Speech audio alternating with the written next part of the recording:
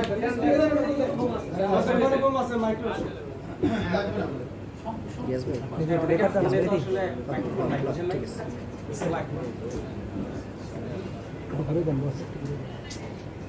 আলাইকুম। এখানে সব একসাথে হয়েছি অলরেডি আমরা জানি যে কেন, সেটা হচ্ছে যে আমাদের ঈদের সিনেমা দেয়ালের দেশ, যেটি কিনা ঈদের দিন থেকে আসলে সকল প্রেক্ষাগৃহে দেখা যাবে। এবং আমি সত্যিকার অর্থে শুরুতেই বলবো যে আজকে যেহেতু আমাদের ট্রেলার লঞ্চিং একটা ইভেন্ট এবং আমরা অলরেডি ট্রেলার দেখেছি, সেখান থেকে আমি বলবো যে আমাদের যারা হোক, এটা আমাদের আর্টিস্টদের জন্য অনেক বড় একটা পাওয়া এবং আপনাদেরকে আমি বরাবরই খুব ধন্যবাদ দিই। কারণ আর এখানে যিনি ডিরেক্টর এই সিনেমার, তিনি হচ্ছেন আমাদের মিশুক মনি ভাইয়া। সো মিশুক মনির এটা হচ্ছে ওনার first film, if I am not wrong. He tried his level best আমি বলবো, বিকজ এতটা যত্ন করে উনি যেই সময়ের কথা বলছিল, দুটো সময়কে এখানে দেখানো হয়েছে, সেখানে আমাদের ট্রান্সফরমেশনের একটা আচ্ছা, যেহেতু প্রথম নতুন একজন ডিরেক্টর কাজ করছেন, সিনোপসিস পাঠালো, স্ক্রিপ্ট পাঠালো, তখনই আমার কাছে মনে হলো যে আমার ক্যারিয়ারে আমার চরিত্রের নাম নহর, সেভাবে আমার মনে হয় না এখন পর্যন্ত দেখা গিয়েছে এবং সামনেও হয়তো বা, কারণ আমরা তো রিপিট করবো না, একই রকম ক্যারেক্টার চাই না, তো এইভাবে হয়তো বা দেখা যাবে কিনা। তো সেখান থেকে খুব ভালোবাসার একটা ক্যারেক্টার আমার নহর, এবং আমার সাথে আমার কো অ্যাক্টর শরীফুল রাজ ভাই তো খুবই ভালো একজন অভিনেতা এবং খুব কোঅপারেট করেছেন। এবং আরও যারা আছেন আমাদের এখানে আর্টিস্ট, সেখান থেকে আজিজুল হাকিম স্যার আছেন, স্বাগত আপু আছে, তারপরে শাহাদ ভাই আছে, সবাই ইনফ্যাক্ট যারা যারা আছে, সেতুদা আছে, তারপরে এখানে ভাই শতাব্দী ভাই আছে, মানে প্রত্যেকে আমি বলবো যে সবাই সবার জায়গা থেকে এতটা ডেডিকেশন দিয়ে কাজ করেছে। এবং আপনারা তো বাকিটা দেখবেনই সিনেমাতে। সো আমরা কেন বলি প্রেস মিটে আসলে আমাদের ডিটেলস এক্সপিরিয়েন্স, কারণ এই সময়টা তো আমরা শুটিংয়ের সময় পাই না সবাইকে ধন্যবাদ দেওয়া বা সবার সাথে কুশল বিনিময়। তো ওভারঅল আমি আশা করছি দর্শকরা আসলে একটি সুন্দর গল্পের সিনেমা দেখবে, সুন্দর মেকিংয়ের সিনেমা দেখবে, সুন্দর পারফরমেন্সের সিনেমা দেখবে। এবং গানগুলো ইতিমধ্যে একটা গান তো ট্রেলারে একটু যাচ্ছে, যেটা খুব হয়তো বা 2-1 দিনের মধ্যে রিলিজ পাবে। আর আরেকটা গানকে আপনারা যেভাবে কাছে টেনে নিয়েছেন, সত্যি আমরা অনেক কৃতজ্ঞ। আর এখানে অন্যান্য যারা টেকনিশিয়ানস টিম কাজ করেছে, আমাদের ডিউপি শাহিন রনি ভাই ভীষণ দুর্দান্ত কাজ করেছে, এবং রিপন নাদ্দা সাউন্ডে, এবং যারা যারা মিউজিক ডিরেক্টর, সিঙ্গার্স যারা ছিলেন, প্রত্যেকেই, camera person, makeup person, costume, সবার প্রতি আমার অনেক কৃতজ্ঞতা। আর বাকিটা তো ঈদের দিন পর্যন্ত আমরা ওয়েট করছি, ঈদের দিন থেকে সিনেমা হলে সবাই ফুল সিনেমা দেখতে পাবে। সো আশা করছি যে খুব ভালো রেসপন্স পাবে। আমি ভাবছিলাম কি আছে না, অনেক সময় আমাদের হোয়াটসঅ্যাপে বা যে আমি ডিরেক্টর অমুক বা, তো আমি ভাবছিলাম কে মানে মিশুক মনি, মানে আছে না যে ওভাবে আগে কাজ হয়নি, তো এটা কি কোনো কি মানে কোনো ফেক কোনো কিছু কিনা। তো তখন যখন ফোন দিচ্ছিল, আমার টেক্সট করছিল, তো বললো যে না, আমরা এইভাবে আসলে প্ল্যান করছি, দেন দ্য জার্নি হ্যাজ স্টার্টেড। মানে এরকম না যে এরকম গল্প কেন আমাদের, এটা কেন, ব্যাপারটা আছে না মানে ওকে। জানতেই চাই আসলে, যেহেতু সিনেমাটা একটা র লোকেশনে শুট করা হয়েছে, রাস্তায় মধ্যে ফুটপাতে শুট করা হয়েছে, মিরপুর 1 নম্বরে দেখলাম। তো সবকিছু মিলে আসলে এরকম মানে র লোকেশনে শুট করাটা একটু আলাদার জন্য অনেক ডিফিকাল্ট। সেখানে শরীফুল রাজ, আপনি একসাথে কাজ করেছেন, সেই অভিজ্ঞতা একটু জানতে চাই। সো তখন তো আসলে বুবির সঙ্গে কন্ট্যাক্ট, মানে রাজের সঙ্গে কন্ট্যাক্ট হয়, বুবির সঙ্গে কন্ট্যাক্ট হয়। তো যেটা হয় যে তাদেরকে আমি যে গল্পটা অ্যাপ্রোচ করেছিলাম, সেই গল্পের দুজনেরই একটা বড় রকমের ট্রান্সফরমেশনের ব্যাপার ছিল। এবং বুবলির যেটা হয় যে মানে তখনও কমার্শিয়াল নায়িকা হিসেবে কাজ করছে, তো সো আমার গল্পটা একটু অন্যভাবে বলতে চেয়েছি, সেই জন্য তার সঙ্গে আমাদের বাইরে একজন অভিনেত্রী দরকার ছিল, যেটা একদমই র। সো সেই জন্য তাকে আমি একটা বড় লম্বা লিখেছি। আমি যখন তাকে গল্প অ্যাপ্রোচ করি, প্রথম যেদিন তাকে আসলে ফোন করি, সে তখন আসলে হসপিটালে ছিল একটা পেশেন্ট। সো তখন তাকে আমি ফোন করে কথা বলার পরে তাকে গল্পটা হোয়াটসঅ্যাপ মানে সেইখানে থাকা অবস্থায় সে তার প্রায় আধা ঘন্টা পরে আমাকে গেট ব্যাক করে আমাকে বললো যে ভাই, নর্মালি আমার যেটা হয় যে গল্প করতে গেলে আমার আসলে কিছুক্ষণ পরে ভালো লাগে না, শেষ হয়েছে।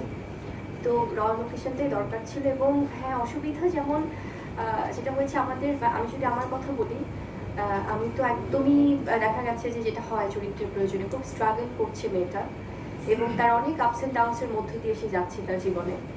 তার অনেক অনেক অনেক অনেক কিছু, যদিও আমরা খুব একটা গল্পটা রিভিল করছি না, যেহেতু কিছুদিন পরে রিলিজ পাবে সিনেমা।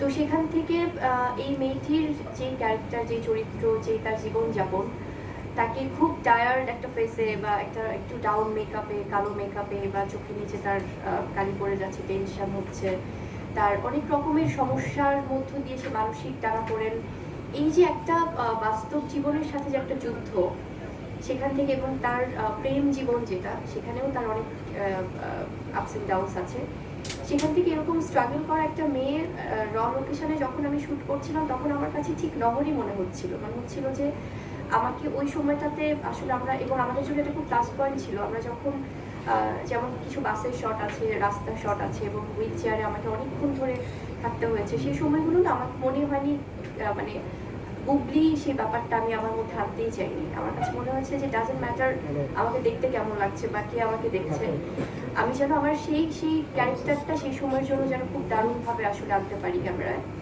এবং সেটাই হয়েছে। হ্যাঁ, কিছু তো ডিফিকাল্টিস ডেফিনেটলি ছিল আমাদের পুরান ঢাকা থেকে লোকেশনে বা যেখানে আমরা শ্যুট করেছি, বাট শুটিংয়ের সময় তো অনেক কিছু আমাদের মেনে নিতে হয় যখনই যে ডিফিকাল্টিস হয়। আর আরেকটা বিষয় যেটা আমার অলরেডি আমরা দেখছিলাম ট্রেলারে, যে আমাকে মর্গে রাখা হচ্ছে, বা ওই ফিলিংগুলো না আসলে খুব অন্যরকম ছিল। একজন মানুষ যখন ডেড বডি ফিল করে, আমি অনেকক্ষণ খুব মানে ট্রমার মধ্যে থাকতাম, শুটিং শেষ হয়ে গেল, যে এই যে যখন আমার অনেকক্ষণ ধরে নিঃশ্বাস বন্ধ করে থাকতে হচ্ছে, চোখের পলক ফেলা যাচ্ছে করা, but hope for the best, দেখা যাক ইনশাআল্লাহ, দর্শকের ভালোবাসার জন্য ওয়েট করছি।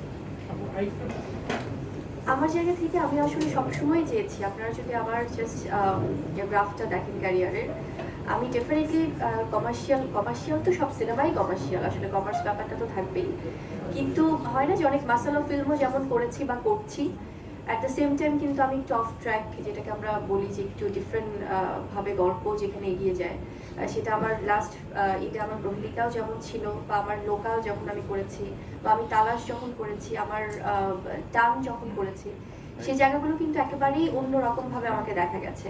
অ্যাট দ্য সেম টাইম আমি যখন আবার বসগিরি করছি বা পাসওয়ার্ডের মতো সিনেমা করছি, সেখানে আমার ফুল কমার্শিয়াল।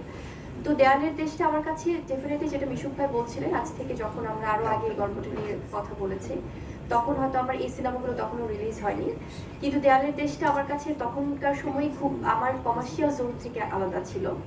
এবং আমি যদিও অফ ট্র্যাকের সিনেমা তো করছি তার পাশাপাশি, কিন্তু দেয়ালের দেশে যেভাবে আমি আসছি, সেভাবে আমার মনে হয় যে অফ ট্র্যাকেও এটা খুব ডিফিকাল্ট, কারণ এটা আসলে সত্যি খুব চ্যালেঞ্জের একটা ব্যাপার, এবং আমার কাছে ভালো লাগে। আমি যদি ইন ফিউচার আমি ওয়েট করবো এই ধরনের মানে হচ্ছে যে অফ ট্র্যাক মানে অফ ট্র্যাকের বাইরে বা কমার্শিয়াল আমার কাছে আসলে ম্যাটার করে না, ম্যাটার করে যে বুবলিকে দর্শক যেন বা আপনারা যেন একটু ভিন্ন ভাবে আসলে দেখেন, সো গল্পটা বা কন্টেন্টটা আমার কাছে ম্যাটার করে, so I can take any kind of risk in my character, doesn't matter. Thank you.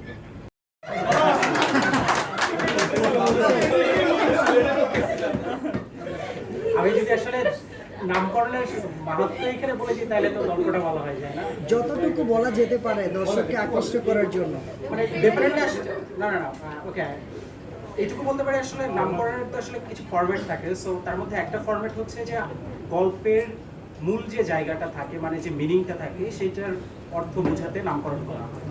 একটা ওয়ার্ড দিয়ে বা দুটো ওয়ার্ড দিয়ে বা তিনটা ওয়ার্ড দিয়ে আসলে যে নামকরণটা হয়, সেইটার যে মিনিং দ্বারা গল্পের মিনিংটাও একই রকম থাকে। এটা একটা ফরম্যাট। সো আমরা ওই ফরম্যাটটাতে, আরেকটা ফরম্যাট হয় যে গল্পে আসলে মূল চরিত্রের নামে নামকরণ হয়, অথবা আরেকটা ফরম্যাট হয় যে গল্পে এমন কোনো শব্দ থাকে বা এমন কিছু থাকে যেটা অনেকবার রিপিট হয় এবং ওইটা গল্পের একটা পিক পয়েন্ট।